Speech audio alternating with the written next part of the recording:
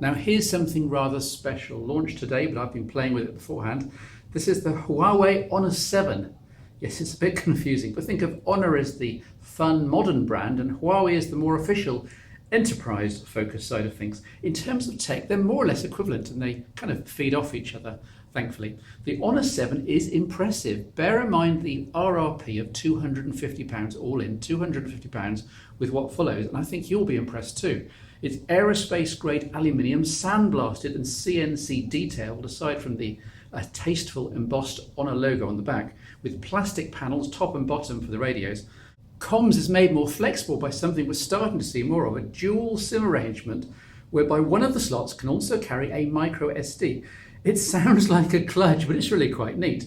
Fiddly though, as you might expect, a little mission impossible as your trembling fingers position the cards and then insert the tray into the nuclear reactor. I mean the smartphone. It's just about the perfect size too, hardly wider than my Nexus 5 and just a little taller, with a nice 5.2-inch 1080p screen. An extra button on the Honor 7's left side is labelled a smart key, and the idea is that you assign single, double and long presses to any applications or phone functions that you want within reason.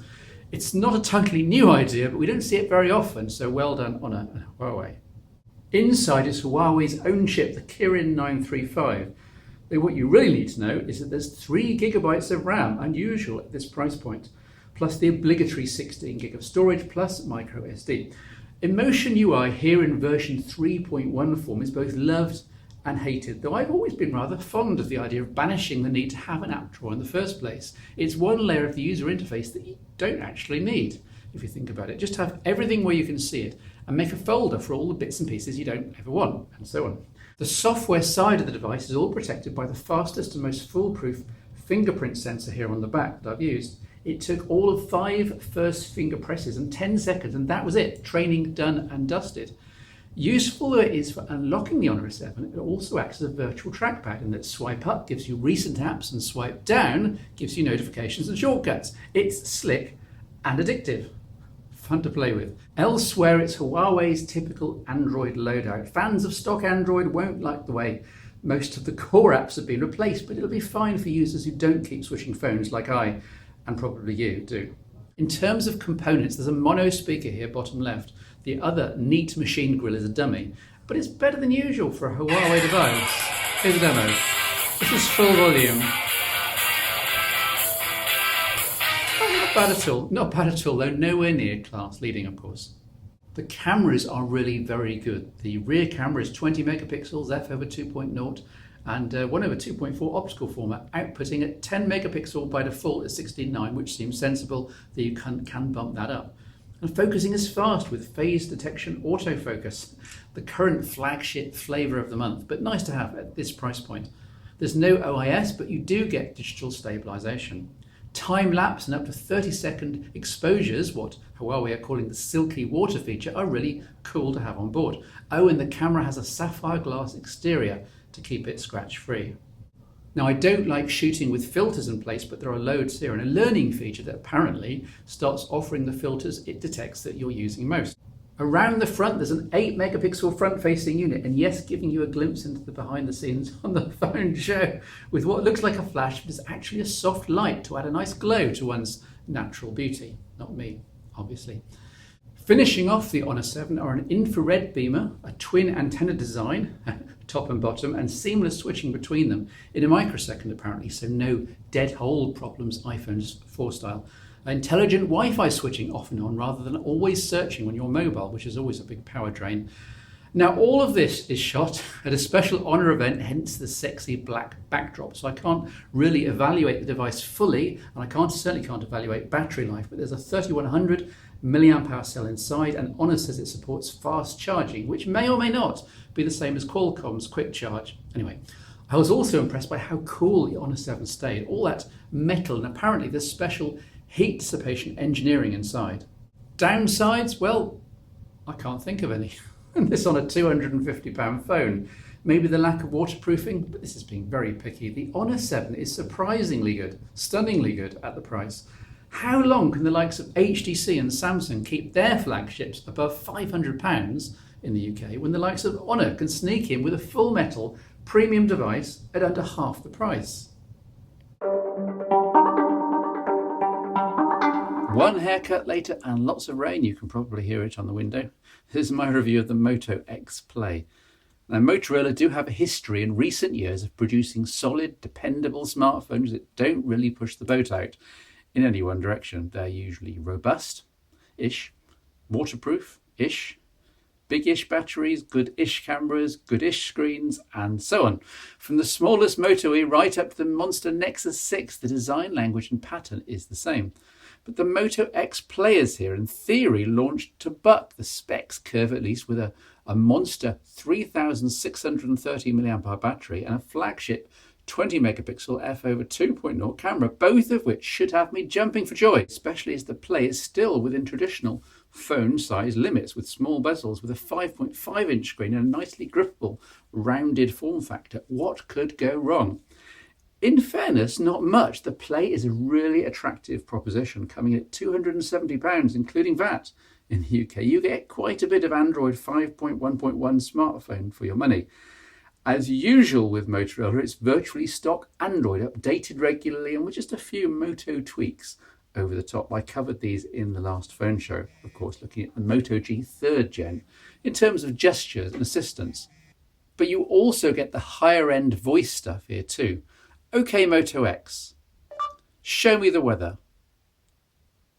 And then you're into Google Now territory. I've had this facility on most of my flagship phones. It's 14 degrees with showers in Woodley. For 2 years now. I think I've used it about twice. But your mileage may vary, and it's a neat tech trick if your hands are often busy or dirty, etc. OK Moto X. Turn on Bluetooth.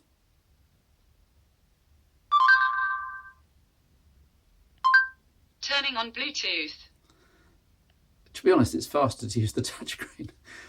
Because you had your fill of Motorola in the last show, I'll keep this brief. As usual, there's a replaceable back cover, neatly rubberized here for great grip, but eminently replaceable if you have something to jam you up the corner, that is.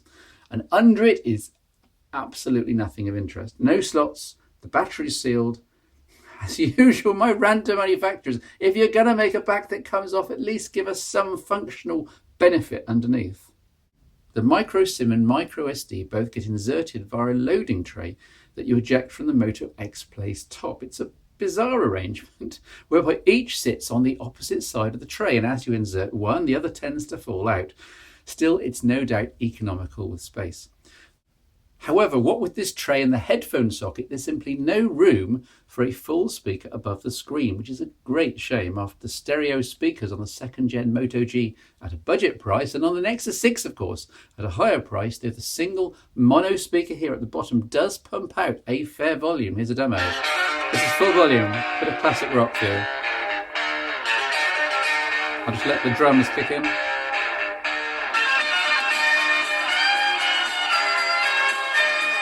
It's fine. It's absolutely fine, but I do wish there were two of them. The camera is supposed to be excellent and is in fact no more than quite good. Again, a shame. In my tests, it was a long way short of the 18-month-old Lumia 930 I've been using, and even further behind the leading phones in this aspect, the LG G4, for example. Okay, so this phone only costs £270, but then so does the 930 now, and the G4 is falling in price quickly. Due to the use of a Snapdragon 615 chipset only, video capture tops out at 1080p. The 615 generally performs well though, and 2 gig of RAM means that there shouldn't be any multitasking issues with this plain build of Android. There's a 16 gigabyte internal storage here, though some markets do apparently get a 32 gig version, presumably in the East. The 1080p display is interesting that it's LCD and not AMOLED this time round for the X.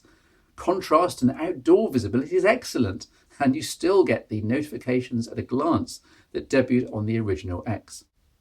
Battery life is tough to gauge because it's so good.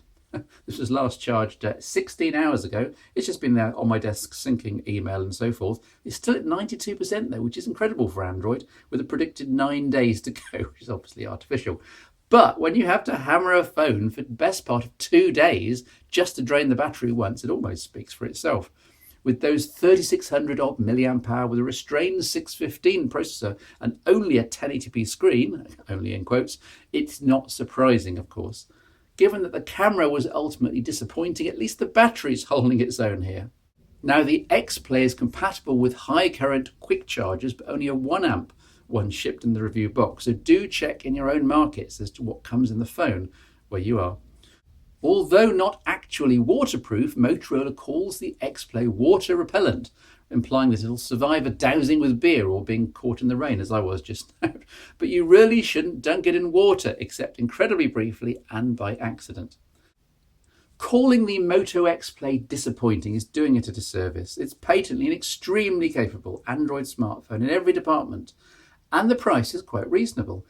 It's just that, having loved the Nexus 6 aside from the size, I keep hoping for more or less the same device but smaller, with the OIS and the camera and the stereo speakers, and somehow Motorola never quite delivers this, whatever the glossy photos might suggest. This is the Moto X Play.